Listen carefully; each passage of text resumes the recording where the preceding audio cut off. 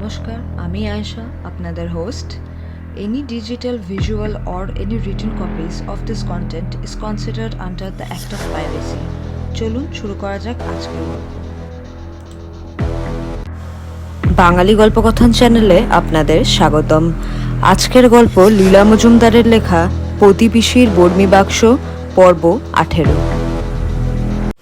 তারপর পুঁথিটা খুলে কি আর বলবো, দেখলাম যে শ্রী গজার লেখা পড়া আমার সাধ্যি নয়। বুঝলাম পুঁথিটা সেজদাদা মশাইয়ের হাতে দেওয়া দরকার, বাক্সটা দিদিমাকে দেব, যেমন খুশি ভাগ করে দেবেন। তখন আমি ওদের ক্ষমা করলাম। আমাকে গোল হয়ে মিছিমিছি আক্রমণ করার জন্য ওদের ওপর একটুও রাগ রইল না। বাক্সটা নিয়ে সে যে কি কষ্ট করে দেওয়াল বেয়ে গম্বুজের মাথায় উঠলাম, আবার দেওয়াল বেয়ে বাইরের দেওয়াল দিয়ে নামলাম, সে আর কি বলবো। তারপর বাদর তাড়ানো সিঁড়ির খাঁজ বেয়ে নামাটাও প্রায় অমানসিক কাজ। নেমে দেখি ওরা সবাই চক্রাকারে তখনও আমার জন্য অপেক্ষা করে রয়েছে। কিন্তু আমার হাতে ধরা 100 বছর আগে হারানো প্রতিপিসির বর্মি বাক্স দেখে সবাই নড়বার চড়বার ক্ষমতা হারিয়েছে।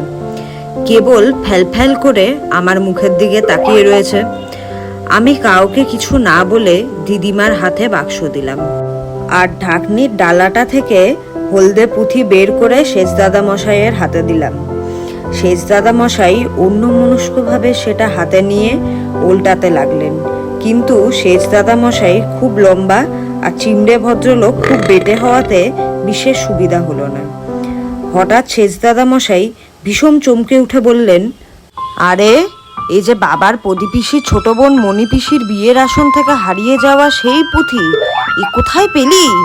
আরে এ হারানোর ফলেই তো পুরুত ঠাকুর ভুলভাল মন্ত্র পড়েছিলেন, আর তার ফলেই বাবার মণিপিসি আর পিসে মশাইয়ের সারাটা জীবন ঝগড়া করে কাটিয়েছিলেন।